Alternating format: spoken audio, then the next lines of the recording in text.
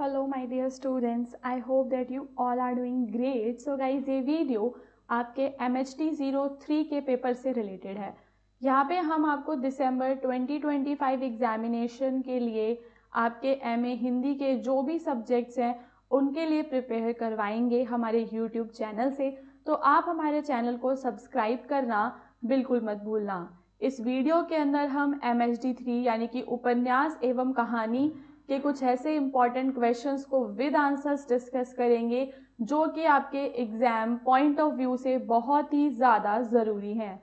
ये video series का part 1 video है। इसके बाद हम और भी न्यू वीडियोस आप सभी के लिए लेकर आएंगे। सो गाइज, अगर आपने अभी तक MHD 03 का जो गेस्ट पेपर है उसे परचेज नहीं किया है तो आप उसको परचेज कर सकते हैं। डिस्क्रिप्शन में दिए हुए व्हाट्सएप नंबर पे आप मेरी टीम को कांटेक्ट कर लीजिए और अपने MHD के जो गेस्ट पेपर्स हैं उन्हें आप बाय कर सकते हैं।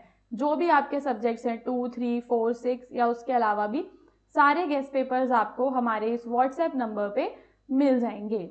ओके, सो हमारा जो क्वेश्चन नंबर 1 है वो आपके बुक के यूनिट नंबर 15 से है। ये क्वेश्चन सारे जो भी मैं कवर करवाऊंगी वो सभी प्रीवियस ईयर के मोस्ट रिपीटेड क्वेश्चंस रहने वाले हैं। पुरस्कार कहानी की शिल्पगत विशेषताएं आपको बतानी है। तो पुरस्कार की शिल्पगत विशेषताएं इसके भाषा शिल्प, प्रकृति का वर्णन, बिंबात्मकता, कथा संरचना और भावनात्मक तनाव में निहित है। तो यहाँ पे हमें इसके भाषा के अंदर जो सारी क्वालिटीज़ हैं वो प्रकृति का जो वर्णन देखने के लिए मिलता है। ये सारी चीज़ें हम आगे कुछ पॉइंट्स के माध्यम से समझेंगे। तो भाषा के 2 मॉडल और प्रसाद की भाषा परंपरा। तो खड़ी बोली की यात्रा में भारतेंदु हरिश्चंद्र और राजा शिव प्रसाद सितारे हिंद के 2 प्रमुख मॉडल रहे। हिंदी साहित्य में भारतेंदु की भाषा मुख्यधारा बनी और प्रसाद की रचनाओं पर भी उसी भाषा का स्पष्ट प्रभाव दिखाई देता है। तो ये जो कहानी है ये जयशंकर प्रसाद जी के द्वारा लिखी गई है, किंतु हमें उनकी भाषा में भारतेंदु हरिश्चंद्र की भाषा जो है उसका प्रभाव देखने के लिए मिल रहा है इस कहानी में। यद्यपि कई आलोचक प्रसाद की तत्सम प्रधान भाषा को संप्रेषणीयता में बाधक मानते हैं, परंतु प्रसाद ने जिस ऐतिहासिक और प्राचीन वातावरण को रचा है उसकी अभिव्यक्ति साधारण बोलचाल की भाषा से संभव नहीं थी। तो यानी कि जो उनके व्यूज थे, अपने व्यूज की, अपने विचारों की अभिव्यक्ति अगर वो करना चाहते थे तो उसके अंदर वो साधारण बोलचाल की भाषा को यूज नहीं कर सकते थे। वो पॉसिबल नहीं था, संभव नहीं था। इसी वजह से उन्होंने तत्सम प्रधान भाषा को चुना है। इसके बाद कहानी में जो भाषा के 2 रूप हमें देखने के लिए मिलते हैं, एक तो आपको संस्कृत निष्ठ काव्यात्मक और बिंबात्मक भाषा इसमें देखने के लिए मिलती है, जहाँ प्रकृति सौंदर्य का वातावरण का अंकन है, भाषा अत्यंत काव्यात्मक है। ठीक है, तो जहाँ पे आपको प्रकृति का वर्णन देखने के लिए मिलेगा वहाँ पे भाषा कैसी मिलेगी, आपको काव्यात्मक मिलेगी। ये आपको एक उदाहरण दिया हुआ है कहानी की लाइन्स का। ठीक है, तो छायावादी कविता के प्रभाव हम इसमें देख पाते हैं। इसके बाद सरल बोलचाल के निकट की भाषा भी हमें देखने के लिए मिलेगी। तो कई स्थानों पर भाषा अत्यंत सहज और सामान्य पाठक के लिए सुबोध है। ठीक है, तो ये आपको 2 एग्जाम्पल्स दिए गए हैं जो कि आपको आसान भाषा के, बोलचाल की भाषा के दिए हुए हैं। तो देखो हम इसको समझ कैसे रहे हैं, हम इसे समझ रहे हैं कि कौन कौन से मेन आपके पॉइंट्स हैं जिनमें हमें उनकी विशेषताएं हैं। शिल्पगत विशेषताओं के अंदर उनका भाषा शिल्प, प्रकृति का वर्णन, बिंबात्मकता, कथा संरचना और भावात्मक तनाव, ये सारे पॉइंट्स को हम समझेंगे। तो अभी हम यहाँ पे भाषा शिल्प को समझ चुके हैं कि भाषा के जो 2 मॉडल उन्होंने यूज करे हैं, उनकी भाषा पे भारतेंदु हरिश्चंद्र का जो प्रभाव है उसके बारे में चर्चा करते हुए अब हम आगे बढ़ेंगे कि जो बिंब और प्रतीक विधान का वो कैसे उन्होंने इसमें यूज करा है। तो प्रसाद की कथा भाषा कम शब्दों में गहरी अनुभूति व्यक्त करती है, मधुलिखा के आंतरिक संशय को व्यक्त करते हुए, और पंथ अंधकारमय था और मधुलिका का हृदय भी निबिड़तम से घिरा था। निर्णय की स्थिति में उसे सामने आलोक दिखाई पड़ा। तो पात्रों की मानसिकता के वर्णन में भी हमें कुछ बिंब देखने के लिए मिल रहे हैं, प्रतीकों का यानी उन्होंने इस्तेमाल किया है। जैसे अरुण द्वारा सोती हुई मधुलिका को देखना, एक छिन्न माधवी लता वृक्ष की शाखा से च्युत होकर पड़ी है, सुमन मुकुलित थे, भ्रमर निस्पंद। यह उपमान न केवल काव्यात्मक है बल्कि चरित्र की भावभूमि को भी उजागर करता है।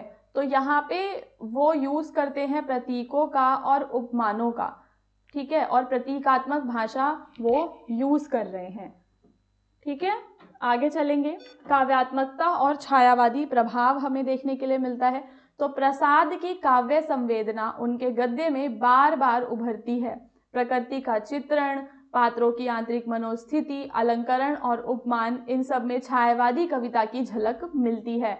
तो हमें छायावाद के कुछ प्रमाण देखने के लिए मिल रहे हैं इस कहानी में। कई अंश तो गद्य कम कविता अधिक प्रतीत होते हैं। तो कई सारे ऐसे अंश हैं जो हमें गद्यात्मक नहीं बल्कि काव्यात्मक लगते हैं। कहानी का अंतिम जो भाग है वो नाटकीयता से परिपूर्ण है। अरुण का अचानक हंस पड़ना, मधुलिका का तुरंत प्राणदंड मांग लेना, यह पाठक को चौंका देता है और उत्सुकता चरम पर पहुंच जाती है। कहानी का अंत खुला हुआ है। कहानीकार 3 संभावनाएं छोड़ जाएगा इसमें। क्या कि केवल अरुण को दंड मिला हो या दोनों को दंड मिला हो, मधुलिका ने त्याग से प्रभावित होकर राजा ने उसे सम्मान दिया हो और अरुण को दंड मुक्त किया गया हो। तो ये जो कहानी है आप इसको मतलब अगर आपने इसको रीड किया है तो आपको ज़्यादा बेटर तरीके से समझ में आ रहा होगा। तो if you have time you can read this. Now guys, आगे हम देखेंगे भाषा की अर्थगर्भिता को। तो प्रसाद कम शब्दों में बहुत कुछ कहने की कला जानते हैं। स्थूल एवं सरल कथन कम मिलते हैं। जहाँ निर्णयात्मक विचार आया है वहाँ भाषा थोड़ी सपाट अवश्य हुई है, पर कुल मिलाकर भाषा अर्थगर्भ, बिंबात्मक और प्रभावपूर्ण है। ठीक है, तो ये आपने भाषा के बारे में सारा जो उनकी शिल्पगत विशेषताओं में आपने भाषा बताया, प्रतीकों का कैसे वो यूज़ करते हैं, और छायावादी प्रभाव, काव्यात्मकता हमें उसमें देखने के लिए मिल रही कि काव्य शैली लगती है हमें, प्रतीक विधान जो है शिल्प है। तो ओवरऑल ये जो पूरी आपकी कहानी थी पुरस्कार, इसकी शिल्पगत विशेषताएं हम यहाँ पे कंप्लीट कर चुके हैं दोस्तों। अब हम हमारे नेक्स्ट क्वेश्चन पे चलेंगे। तो नेक्स्ट क्वेश्चन में आपको सूखा बरगद से जुड़ा हुआ है। उससे पहले एक बार पुरस्कार कहानी का निष्कर्ष पढ़ लेते हैं। पुरस्कार का कला पक्ष अत्यंत सशक्त और कलात्मक है। संस्कृत निष्ठ व सरल दोनों भाषाओं का संयोजन देख पा रहे हैं हम इसमें। प्रकृति और मनोभावों का बिंबात्मक अंकन है। काव्यात्मकता और छायावादी सौंदर्य और नाटकीयता और खुला हुआ अंत भी है। तो ये सभी मिलकर कहानी को अत्यंत प्रभावशाली और कलात्मक बनाते हैं। जो सूखा बरगद वाली कहानी है वो आपकी किताब के ब्लॉक नंबर 2 में दी हुई है। यहाँ पे जो हमारा प्रश्न है वो है कि मध्यम वर्गीय समाज के संघर्षों के बारे में हमें बताना है। तो ओवरऑल मध्यम वर्ग के बारे में यूनिट नंबर 6 में दिया हुआ था। तो उपन्यास सूखा बरगद में मध्यम वर्गीय समाज का जीवन यथार्थ रशीदा के अनुभवों के माध्यम से उभरता है। तो यहाँ पे जो कहानी की पात्र है रशीदा, उसके अनुभव के माध्यम से हम समझेंगे कि उस समय मध्यम वर्गीय समाज में क्या क्या प्रॉब्लम्स थी, उनके जीवन की सच्चाई क्या थी। आर्थिक अभाव, सामाजिक दबाव और सांप्रदायिक राजनीति की विभीषिका से ये सब मिलकर उस वर्ग की पीड़ा और संघर्ष को अत्यंत प्रभावी ढंग से प्रस्तुत करते हैं। इस कृति में आर्थिक संघर्ष केवल पैसे की कमी का वर्णन नहीं है, बल्कि उससे जुड़ी पहचान, अवसर, आत्मसम्मान और सामाजिक स्थिति का भी गहरा विश्लेषण हमें देखने के लिए मिलता है। आर्थिक स्थिति को समझेंगे तो देखो कि मध्यम वर्गीय समाज की आर्थिक स्थिति क्या थी। रशीदा बार बार यह महसूस करती है कि परिवार की पहचान धर्म से नहीं बल्कि उसकी आर्थिक और सामाजिक स्थिति से होती है। वह मानती है कि मध्यम वर्गीय हिंदू मुसलमान के छोटे छोटे सुख दुख लगभग समान होते हैं, कि भाई जो अमीर हिंदू और अमीर मुसलमान हैं उनमें ज़्यादा डिफरेंसेस होते हैं, लेकिन अगर हम मध्यम वर्ग की बात करें तो वहाँ पे हमें चीज़ें कुछ सिमिलर देखने के लिए मिलती हैं। अंतर केवल सांस्कृतिक पृष्ठभूमि का होता है। उसका यह कथन इसका प्रमाण है, जहां मैं थी वहां से कल्लो या कुसुम तक बराबर की दूरी थी। इस कथन में आर्थिक स्थिति को मानवीय अनुभव का वास्तविक आधार माना गया है। तो यानी कि जो सबसे पहली बात वो उठा रही है गाइस, पहली बात ये है कि जो मध्यम वर्गीय हिंदू और जो मुसलमान होते हैं उनकी लाइफ में जो प्रॉब्लम्स रहती हैं वो सिमिलर होती हैं। ठीक है, उसमें ज़्यादा डिफरेंसेस नहीं होते। मध्य वर्गीय आर्थिक असुरक्षा का चित्रण उपन्यास में किया गया है। उपन्यास में मध्य वर्ग की मूल समस्या यानी कि आर्थिक असुरक्षा है। अब वो फिजूल खर्च नहीं है पर समझौता भी नहीं करते।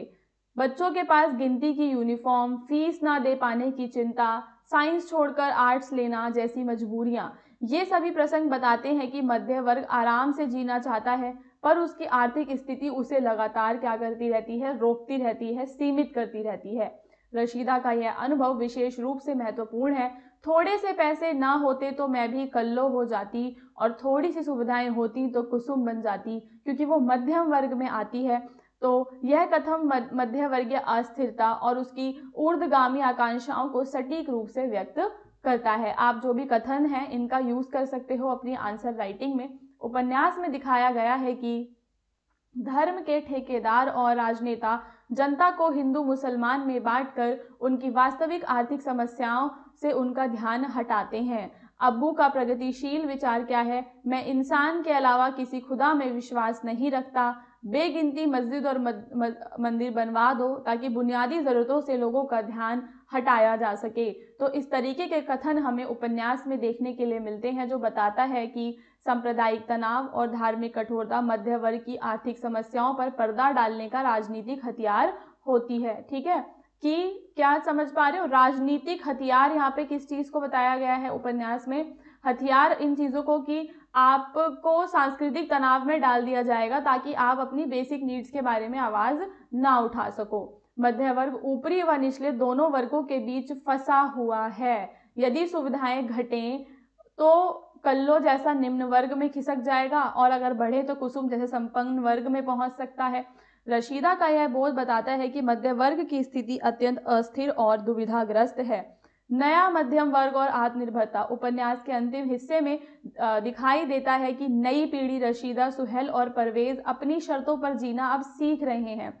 ठीक है, तो रशीदा क्या कहती है कि वो खुद को स्वीकार रही है। वक्त मुझे अपने सांचे में ढाल रहा है। पहली शर्त जीना और दूसरी अपनी शर्तों पर जीना है। यह कथन बताता है कि नवीन मध्यम वर्ग, जो नई जनरेशन है, वो शिक्षा, कामकाज और स्वतंत्रता के आधार पर अपनी अलग पहचान बना रहे हैं।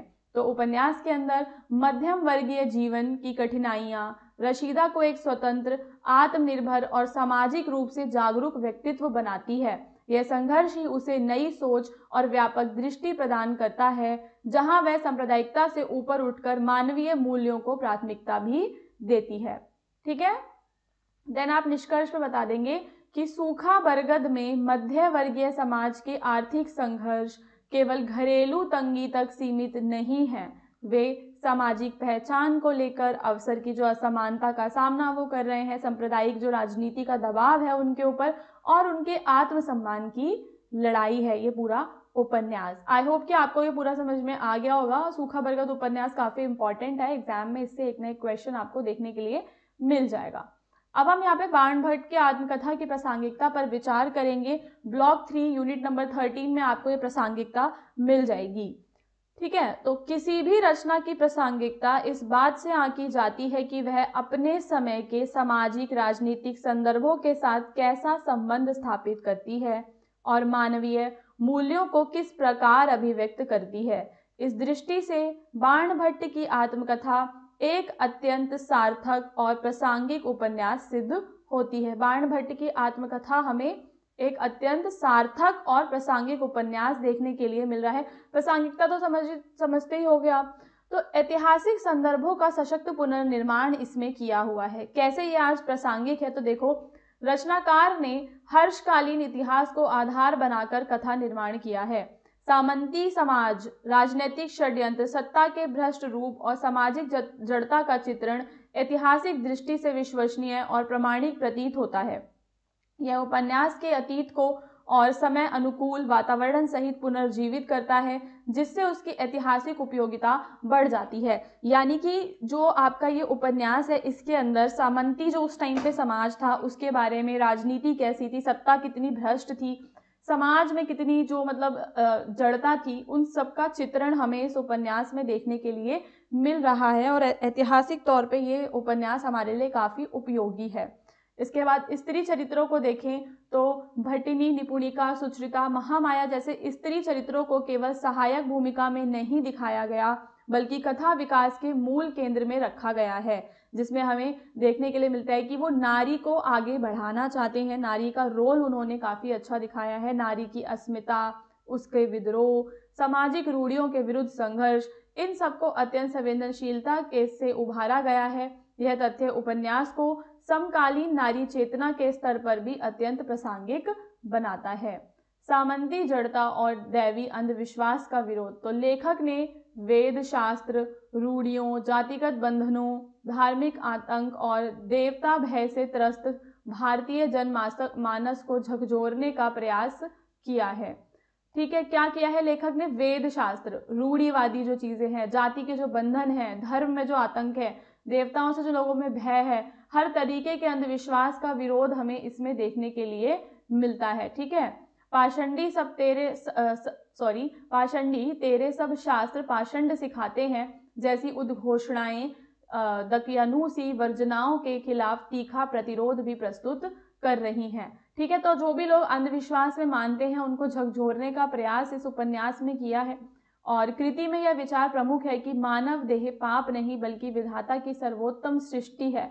दैवी शक्ति पर मानवीय प्रेम की विजय का संदेश। ठीक है, दैवी शक्ति पर मानवीय प्रेम की विजय का संदेश उपन्यास को मानवीय मूल्यों से जोड़ता है और इसे आधुनिक मानवतावादी चिंतन से भी प्रासंगिक बनाता है। आज के समय में हम देखते हैं ना कि ह्यूमनिज्म की हम पढ़ाई करते हैं, ठीक है, मानवतावादी चिंतन हम कर रहे हैं, तो मानवतावादी मूल्यों से ये उपन्यास भी जुड़ा हुआ है, क्योंकि ये मानव को ईश्वर की, विधाता की सर्वोत्तम सृष्टि कहते हैं। उपन्यास में जिन मुद्दों का चित्रण है वे आज भी प्रासंगिक हैं, जैसे कि अगर हम देखें भ्रष्ट सत्ता, जन विद्रोह आज भी प्रासंगिक है, सांप्रदायिक राजनीति, मूल्यहीनता, राजनीति में उथल पुथल, चटुकारिता, राष्ट्र सुरक्षा से जुड़े प्रश्न, तो ये सब हम आज भी वर्तमान समय की वास्तविकताओं से भी संबंधित हैं। जितने ये पहले रेलेवेंट थे उतने ही ये आज भी हमारे लिए रेलेवेंट हैं। तो कृति में भय, दैवी आतंक, रूढ़िगत सामाजिक नियंत्रण का विरोध करते हुए मनुष्य की स्वतंत्रता और अस्मिता को सर्वोपरि माना गया है। यह दृष्टिकोण इसे एक प्रगतिशील, चेतनाशील और समय अनुकूल रचना बनाता है। फिर आप निष्कर्ष में बताएंगे कि बाणभट्ट की आत्मकथा केवल एक ऐतिहासिक उपन्यास नहीं है, केवल एक उपन्यास नहीं है, बल्कि उस युग की सामाजिक राजनीतिक चुनौतियों का दस्तावेज है। मानवीय प्रेम, स्वतंत्रता, नारी मुक्ति, सामाजिक रूढ़ियों के विरोध तथा सत्ता विमर्श जैसे विषय इसे आज के समय में इम्पॉर्टेंट बनाते हैं, प्रासंगिक बनाते हैं। इसलिए यह कृति इतिहास और समकालीनता दोनों की कसौटी पर एक समान रूप से महत्वपूर्ण सिद्ध होती है। ठीक है, तो ये जो है आपकी कृति काफी ज्यादा महत्वपूर्ण है। आई होप कि आपको क्वेश्चन समझ में आए होंगे। लैंग्वेज थोड़ी सी टफ है बिकॉज सारा मटेरियल हमने बुक से थोड़ा सा लिया है इजी करके, ताकि आप सभी समझ सकें। और गाइस, चैनल को ज़रूर सब्सक्राइब करो। आगे हम और भी आपके लिए न्यू वीडियोस को लेकर आएंगे, उन्हें देखो। डिस्क्रिप्शन में दिए हुए हमारे कॉन्टैक्ट्स नंबर पे आप कॉन्टैक्ट करके अपने गेस्ट पेपर्स को भी बाय कर सकते हो। MA हिंदी के सारे सब्जेक्ट के गेस्ट पेपर्स हमारे पास अवेलेबल हैं। All the best for your exam preparation.